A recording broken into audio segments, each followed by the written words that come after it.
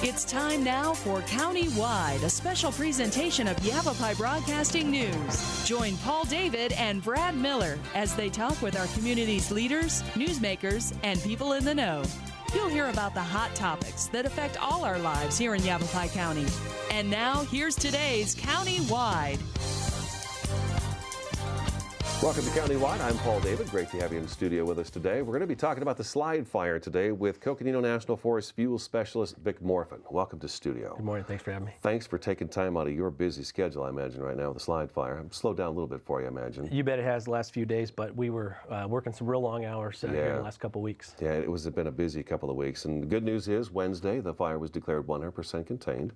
So that's good news. You bet. And then as I look at pictures and videos, as we were talking before the show, I start seeing this stuff and I'm like, was there actually a fire in Oak Creek Canyon? And you're here to kind of talk about the process you guys took during this fire to kind of keep it from causing too much damage in the canyon. You bet.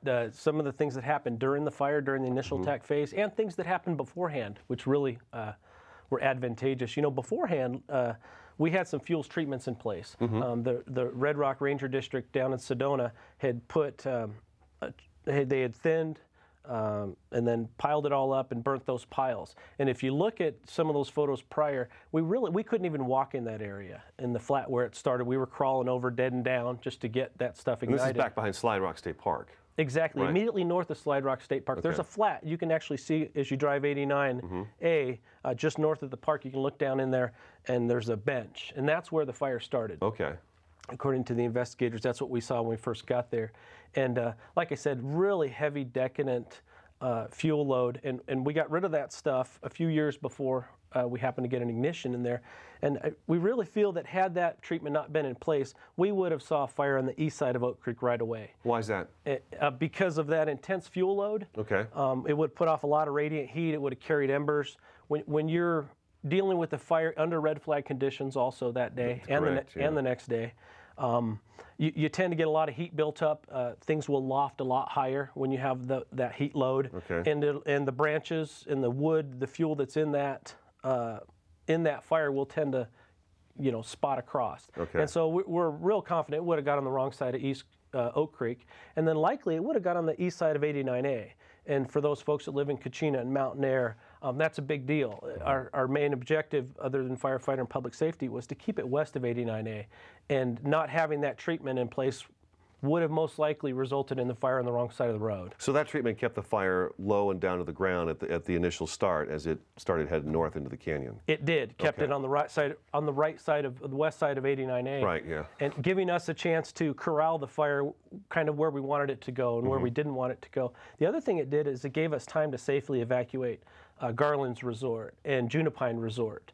The evacuation for those folks was immediate. If you look on a map, the fire started immediately south of them. Right. So that gave them a little bit more time to safely get out of the canyon, us a little bit more time to complete line around their houses and fire that out that first night, that first end of the first day shift and into the night. So that was a real big deal, just having that fuels treatment in place. Okay. And so the fire was, I guess I'm seeing myself driving through Oak Creek Canyon. We got the road here, you got some foliage going down, then you got the creek down below. Most of the homes are on the east side of the creek, is that right? True. Okay. Yes. Okay. And so we had that as an advantage, and we also had some of the work that the homeowners or the resort owners had done. They have a ditch fed by a water pipeline that feeds those apple trees down to the south and down in that valley. And so that was in place. We could utilize that. Another thing that was kind of advantageous was the Sedona Fire Department had a structure protection plan in place. I was hoping you could talk about that because I saw that come up on a couple of press releases. So tell me a little bit about that because that is neat. You bet. A structure protection plan is something that we usually, when we get to a wildfire, we develop that on the fly. We go into a neighborhood, start triaging houses, start drawing sketches of where are the houses, where's the access, where's the water, where are the hazards. Fortunately, we weren't doing that on the fly. Sedona Fire Department immediately, I remember I got a copy, it was about 20 pages long, and it had from south to north in the canyon, every subdivision laid out on a page with a little map and a little sketch of where the houses were, where the power lines were, access. Wow. So we were way ahead of the game from the start just by having that structure protection plan. Basically a canyon blueprint. Yep, you bet. Okay, and then one of the things I noticed at the start of the fire, and it was because I'm real familiar with the canyon, as most people watching and listening right now are familiar with Oak Creek Canyon, that I knew Garland's was going to be the first in line for this, and then Junipine Resort, and I was thinking, boy, if those two places go, that's going to be devastating up in the canyon. And then I remember I got Gary Johnson on the phone, I want to say the day after the fire, Sedona Fire Marshal Gary Johnson, and he said Garland's was saved because of defensible space. You bet. That resort owner, homeowner had done a lot of work to put us in a good position. And then, of course, having the structure protection plan in place and having air support and the boots on the ground to fire out. It was important that we fired out that first night because we knew the next day was another red flag day. And so we, the hotshot crews and everyone got that secured that very first night. So when the next day came hot and dry, we were in a lot better place. So it was a combination of a lot of things that we're talking about that helped save those houses. That fire ran fast through the canyon. And I remember when the Brins fire hit on the top of, Brins in Sedona, I remember Gary Johnson came down and did this, again, Sedona Fire Marshal Gary Johnson came down to the show, and he had discussed about a fire in Oak Creek Canyon would be just devastating if one got in there because of just the funnel effect it has, and when the wind pushes through there, it goes so fast. Even on a day where it's calm everywhere else, there's still wind cruising through that canyon. He was right about that, but the fire traveled fast. Tell me kind of how this fire moved at the beginning. You bet. Usually when we get to a fire, we catch about 90% of our fires on the Coconino National Forest at about 1/10 of an acre. Okay. When we showed up to this fire, it was 2 or 3 acres.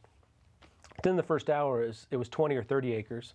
So it was obviously red flag conditions, very hot, very dry, very windy, and immediately we knew that it was going to the top. It was going to go up towards the switchbacks. It was going to threaten East Pocket immediately. And so we had fire crews up at East Pocket Lookout that first shift. They worked all through the night to secure fire out around East Pocket Lookout, secure that area, and simultaneously fire out. If you think about the switchbacks just north of there's a road called 535 up in the flats. We anchored in there to another fuels treatment, fortunately, and we brought fire down towards those switchbacks, because we knew where the fire was going to go, and it was moving real fast, like you said. So took some real proactive steps right away in firing out to put us ahead of the game that next red flag day. Describe East Pocket to me. Where's East Pocket at in relation to, say, Slide Rock State Park? Yeah, if you think about Slide Rock State Park in the bottom, East Pocket as a crow flies is real close. Okay. I want to say 1 mile, 2 miles tops, immediately north and west of the park down at the bottom. So as a crow flies, it's real close. It's a heck of a hike to get up there. But we knew, it was in those canyons and it was aligned with the wind and whatnot, so it was going there.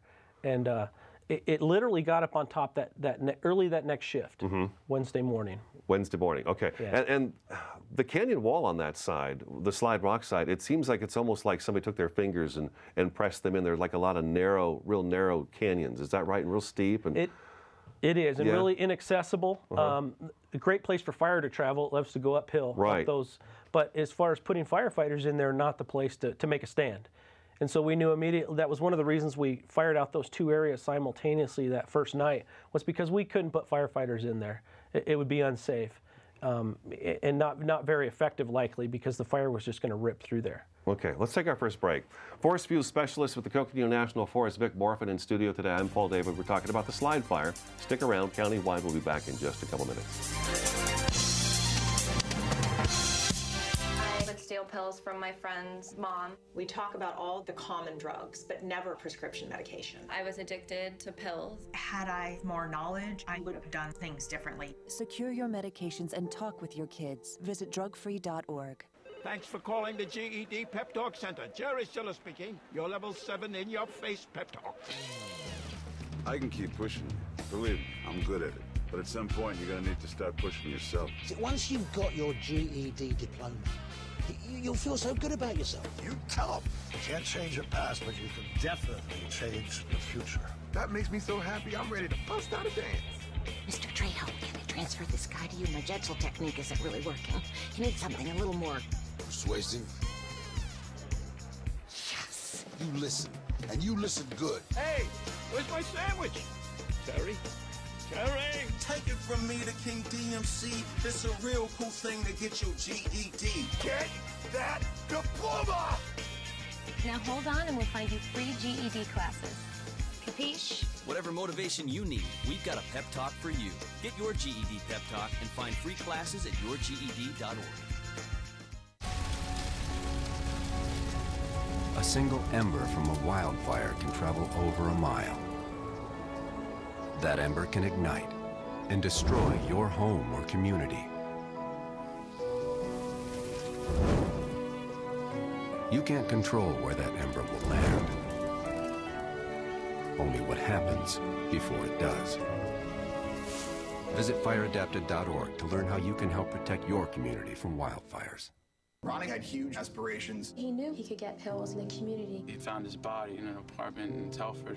I never thought my son would take prescription drugs without a prescription. Secure your medications and talk with your kids. Visit drugfree.org.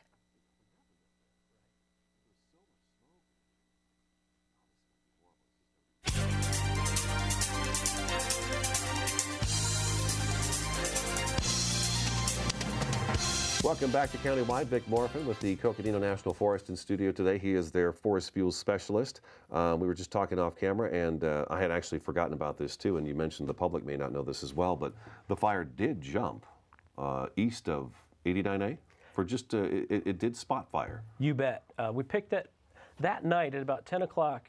We had a cooperator flying a helicopter that picked it up, and it was a good 2 miles ahead of the fire on the east side of 89A. In Cookstove Draw was the location, and we got a dozer line around it about 4:30 in the morning, and the reports that we were getting was heavy down fuels, thick vegetation, and so had we not been able to know it was there, locate it, identify it that first night, and pick it up at 4:30 in the morning, the next day it would have been red flag conditions immediately south of Pump House Wash, and a whole different scenario, having fire on the wrong side of that canyon and pushing into Coconino and Mountain Air and Forest Highlands. Pump House Wash was a big deal. That was talked about for several days. Pump House Wash, that's the key. We've got to hold Pump House Wash.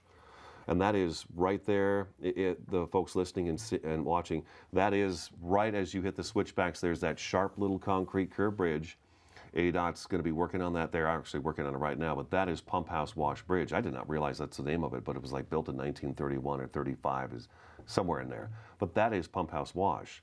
What's the big deal about Pump House Wash? The big deal with Pump House Wash is two things: heavy fuel loading, and then it's aligned with the wind. You know, it's orientation, so wind funnels right up it. So heavy fuels aligned with the wind, and unfortunately it leads right into Coconino Mountain Air communities and eventually Flagstaff. So that's one of those places that we fear we'll get the fire in the wrong day, wrong place.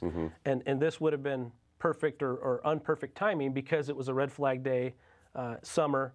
And so it was really key that we caught that spot fire and that we didn't get forced into trying to hold Pump House Wash and protect those communities in that location. Okay. Yeah. The smoke was heavy.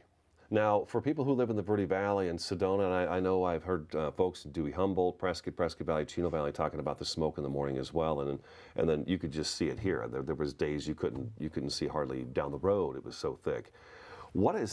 If it's that heavy for us as just citizens driving around the streets, how do you even go about seeing what you're doing when you're down in a canyon that's got these sheer cliffs? It's just got to be chock full of that.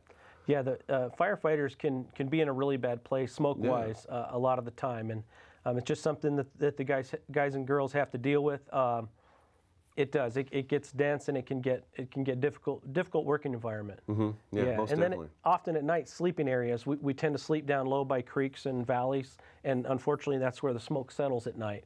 So often the folks are sleeping in that all night long when they are getting rest. Oh, boy. Now, we also wanted to talk and make sure we talk about some of the work that was done during the fire to stop it, to contain it. And you had some interesting stuff about Forest Road 535. Yep. That was also a very key location of this fire. It was. That was the place we anchored in on top to try to keep it from getting on the wrong side of 89A. Is that road just past the scenic overlook on the left-hand side? It is. It's the first road off to the west as you go up 89A. A lot of trucking and stuff are logging is going on back in there right now. You bet. We have a sale going on back there. So that was, we had a good thing about that. We had another fuels treatment that the Flagstaff Ranger District had put in. Okay. So we anchored into that and brought that south along 89A. Okay. And then west along 535. Okay.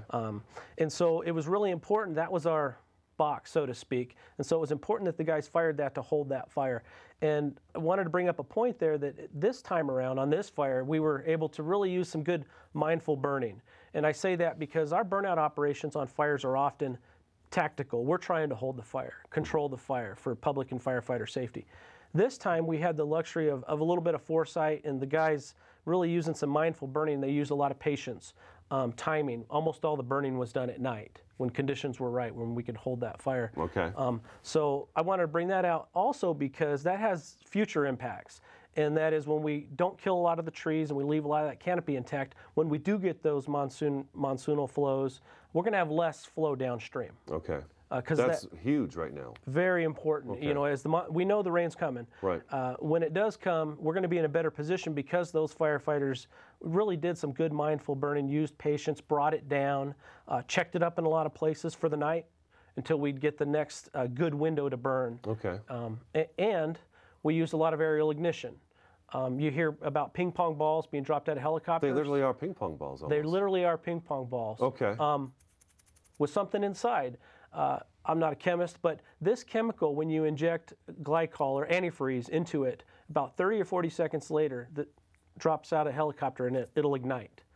Okay, so this is what you're dropping, and it's bouncing across the ground, and it's just kind of igniting a little bit here and there as it goes. Yes, sir. And the key on this fire was we did a lot of ignitions along ridges during the day, so that fire would back down at night. And that's why when you look at that video of West Fork, you didn't see a lot of really high intense fires that came from the bottom.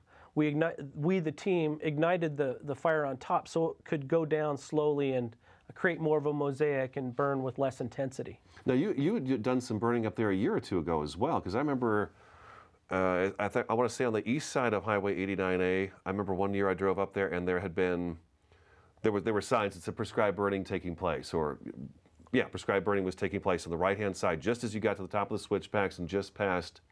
ADOT has a yard up there, correct? You bet. Yeah, there's the scenic overlook, then there's ADOT's yard. I'm trying to see the road in my head, and the road's off to the side.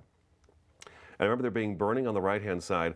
I remember one year I drove through there and there were sheep, hundreds of sheep on the west side of 89A, just eaten away as they went along. So those treatments had already been done as well. So that had to help also. You bet. And in fact, just on the 535 road going west, west of 89, we had 3 different treatment areas in there. Okay. We had the Sinks Project to the west, and then we had the Woody Project going east, and then right up against the highway we had the Coconino Project, Coconino Mountain Air Project. So having those projects, thinnings, burning operations that had occurred over the last 10 years in place was huge. For instance, that second day when we were firing out the 535 road, we literally got hundreds of spots on the wrong side of the road, north of 535, that would have threatened Flagstaff, Mountain Air, Coconino, Forest Highlands. However, those spots were in a treatment area. And so they were really easy to pick up, low flame lengths, low rate of spread, in real open areas where we could see and communicate. So that was huge because we could pick up those spot fires and hold our line where we needed to. This was all done just in case something like this happened. You bet. Yeah, and Forest Health. It is. It's really twofold. Exactly. It's fire hazard reduction and lower, the whole Flagstaff Watershed Protection Project, and restoration. So when we do that type of activity, there's a whole lot of benefits down. It's not just fire protection. Okay. Yeah. Vic Morfin is in studio today with the Coconino National Forest. He is their forest fuels specialist. I'm Paul David. This is CountyWide. We will be back in just a couple minutes.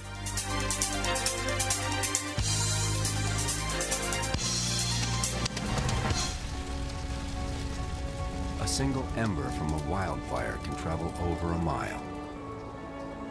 That ember can ignite and destroy your home or community. You can't control where that ember will land. Only what happens before it does.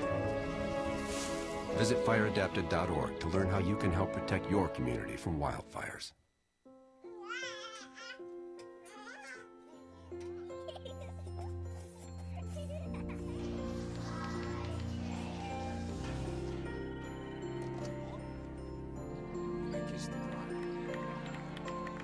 A full life, measured in seats, starts with the right ones early on. Car crashes are a leading killer of children 1 to 13. Learn how to prevent deaths and injuries by using the right car seat for your child's age and size. Know what? What? Since I got adopted, I've learned a lot about these humans. I know. I mean, check out these two. It's Flirt City over here. Yeah, I noticed that. It looks like my human is definitely into your human. Oh, look! I think she's getting his number. Nice. Your human's got some sweet moves. Takes after his dog. Oh, look, they're doing that thing where they put their arms around each other. She kicked up a leg. It's like in the movies. That's awesome. Looks like we're going to be hanging out a little bit more. Look at me. Hey. Raymond, look at Mommy. Maybe the light hurts his eyes. Maybe she's just not hungry. Maybe he can't hear us. Maybe we're not stimulating him enough. Maybe it's a phase.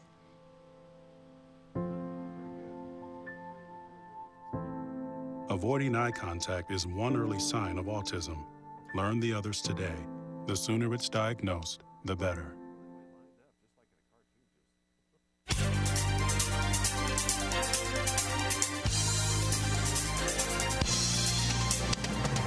Welcome back to CountyWide. We've got just a couple minutes left in the program. A really neat video showed up yesterday that I believe the Coconino National Forest put together. It's sort of a helicopter ride through the burn area. And I got to tell you, again, the photos and the videos that I see, it's not as bad as I thought it was going to be. I mean, you look back at the Wallow Fire, and you see pictures of that, and it's just black sticks with moonscape land beneath it. And that's not the case on this one, which thank God it wasn't.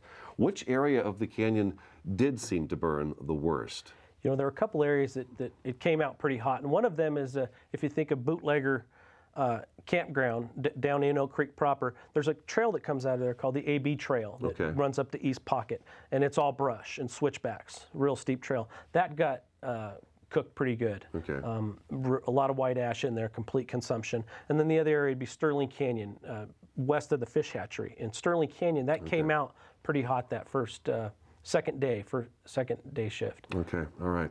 I want to tell everybody that too, we were also going to talk about rehab work today, but we're not going to do that. The Bear team is still putting together, the Burned Area Emergency Response Team is still putting their plan together in terms of Oak Creek Canyon. So Heather Noel, and she's going to bring somebody back on June 24th for Countywide. We'll be talking about what the Bear team's doing prior to monsoon season hitting to take care of that, to try to alleviate some of the the washing down out of the canyon on that. Right. Anything else big on this fire that you can think of that you really want to make sure we talk about? I should let everybody know too that video is posted on our website at myradioplace.com on the news page. It'll show you that helicopter tour. It was amazing. And let me ask you this: no structures were lost, and those of us who know Oak Creek Canyon, I don't know how that's even possible. It's just truly amazing, and no injuries, no major injuries. How does that even work like that? It's just amazing. True. You know, a lot of things really went right on this fire. The initial attack group that was there did a great job, and the Type 1 incident management team, Tony Shaka's team that came in, did a great job. We feel really fortunate to be in the position we're in. You said communication was really great too. It was. We had some pre-established frequencies through Ponderosa Fire Advisory Council. It's Fire Chiefs Council and Emergency Services Council. Because of those relationships and that pre-planning, a lot of things went really well. We could talk to each other on the radio, and that's not always the case when you have different agencies working together in an emergency. Was contact easy with folks down at the bottom of the canyon? From the top of the canyon, was communication always available to them? Excellent communication, and, when we talked about that after the fact, that usually comes up, poor communication, broken communication. That wasn't a problem here. We had 4 different frequencies we were talking on, and we all knew each other, even though we were from different agencies, so PFAC came into play, and those pre-existing relationships and those pre-planned radio frequencies, the interoperability of our radios was smooth and worked really well. Well, we thank you for all your hard work. Oh, thanks a lot. And saving Oak Creek Canyon. Really, check out that video. It's amazing. The helicopter rides along, and they've got some really nice narration that comes up on the page talking about, to show you where to look, at what they're looking at as they're flying in the helicopter. And I got to tell you, Oak Creek Canyon just looks beautiful. I think, oddly enough, this fire probably helped Oak Creek Canyon a little bit too by getting rid of some of that old waste and forest waste on the floor. It really did. It helped clean things up, get rid of a lot of those hazardous fuels.